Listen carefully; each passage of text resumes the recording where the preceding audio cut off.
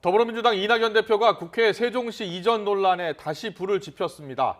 완전 이전을 목표로 국회를 단계적으로 세종으로 옮기는 방안을 이번 달 안에 발표하겠다고 밝힌 겁니다. 야당의 거센 반발과 위헌 논란을 불러올 수 있다는 관측도 나옵니다. 국회 취재기자 연결합니다. 부장원 기자. 네, 국회입니다. 네, 이낙연 대표가 세종시로 국회를 완전 이전하겠다 이렇게 공식 발표했죠. 네, 그렇습니다. 오늘 오전 충북 괴산군청에서 열린 더불어민주당 현장 최고위원회의에서 나온 내용입니다.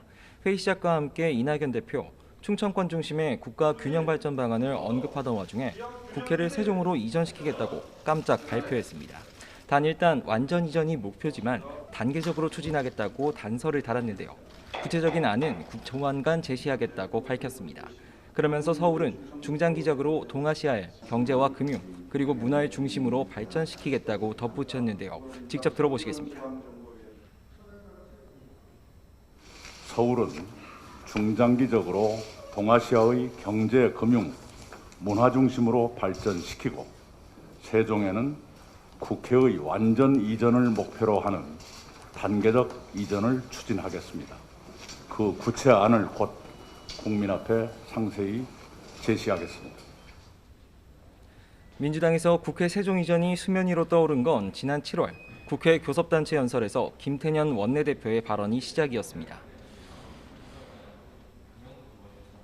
저는 행정수도를 제대로 완성할 것을 제안합니다.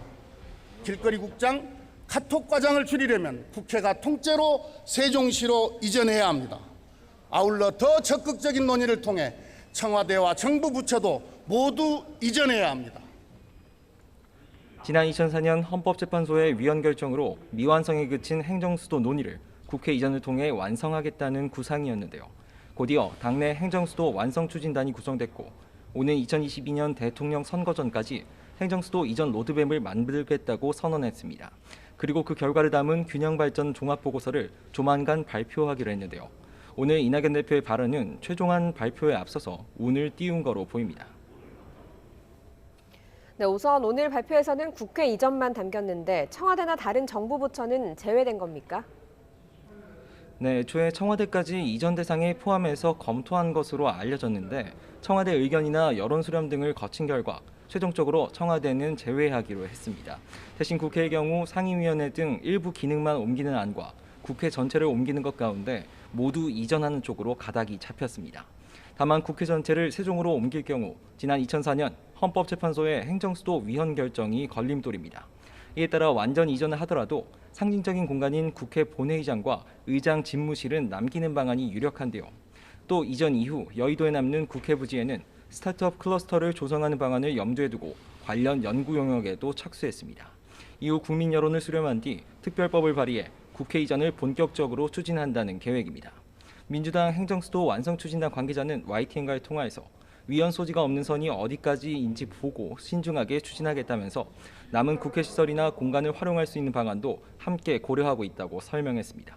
다만 민주당 주도의 국회 이전 추진에 야당의 거센 반발이 예상됩니다. 국회 이전 필요성에는 공감대가 있지만 추진 목적과 방식 그리고 그 비용 등을 놓고서는 이견이 크기 때문인데요. 국민의힘 측에서는 아직 공식적인 입장 발표는 없었습니다. 다만 주호영 원내대표는 그제 비상대책위원회 회의에서 사실상 반대 의사를 명확히 했습니다. 주 원내대표는 민주당이 은근슬쩍 분원이라고 하면서 실질적으로는 본회의장만 남겨놓는 사실상 편법 이전을 추진하려 한다고 비판했습니다. 그러면서 행정 비효율 해소를 위해 상임위 몇 개를 세종에 설치해서 활동하는 건 동의하지만 몽땅 옮기는 건 찬성할 수 없다고 선을 그었습니다. 국회를 이전하는 문제인 만큼 여당에서도 야당과의 합의 없이 의석수로 밀어붙이는 것은 부담이 큰 상황입니다. 또 특별법을 발의한다면 국회 논의 과정에서 위헌 논란도 재점화할 수 있습니다. 지금까지 국회에서 YTN 부장원입니다.